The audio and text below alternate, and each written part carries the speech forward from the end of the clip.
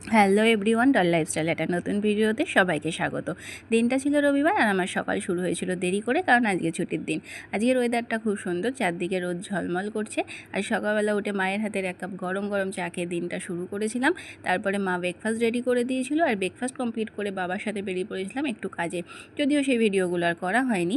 আর বাইরে যেহেতু প্রচণ্ড গরম, তাই আসার সাথে সাথে মা দিয়েছিল ঠান্ডা ঠান্ডা তরমুজ, যেটা আমি আর আমার ভাইপো এখানে খাচ্ছিলাম আর দুজন মিলে এখানে গল্প করছিলাম।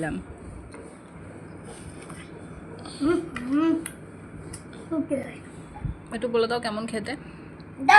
এখানে ওরা দুই ভাই বোন খাচ্ছিল আর খেলা করছিল, আর আমি এদিকে করে নিয়েছিলাম লাঞ্চ। লাঞ্চে ছিল মাছের মাথা দিয়ে মুগের ডাল, এঁচড় মেটে চিংড়ি মাছের ঝোল আর সাদা ভাত।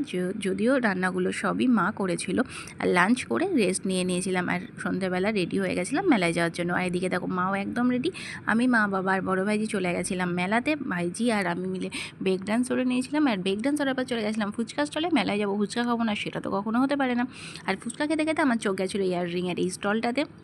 ইয়াররিং আমার খুব ফেভারিট একটা জিনিস, তাই ইয়াররিংয়ের এই কালেকশানগুলো আমার খুব ভালো লেগেছিলো। যদিও নেওয়া হয়নি, পরে যেদিন যাব সেদিন অবশ্যই নিয়ে নেবো। আর তারপরে মার বাবা চলে গেছিলো পাঁপড় আর আচারের স্টলটাতে। যদিও এইসবের প্রতি আমার খুব একটা ইন্টারেস্ট নেই, তাই আমার এই খাবারগুলোর প্রতিও খুব একটা ইন্টারেস্ট নেই। আমার চোখ গেছিলো এই ফুলের এই স্টলটিতে। আমরা ফুল কেনা ভালোবাসি, বলো সে অর্গানিক হোক বা আর্টিফিশিয়াল। তো এই স্টলটিও আমার মন মুগ্ধ করে দিয়েছিল। তারপর চলে গেছিলাম আমরা কুলফি খেতে, আর আমার ভাইপো এখানে দেখো কাউন্ট করছে কে কে কুলফি খাবে আর কে খাবে না। আর আমার ভাইজিরা এখানে হাই হ্যালো করছে। কুলফি মেলায় খাওয়ার পর ভাইপোকে নিয়ে চলে গেছিলাম জাম্পিকে। ও এখানে খুব মজা করছিল, আনন্দ করছিল।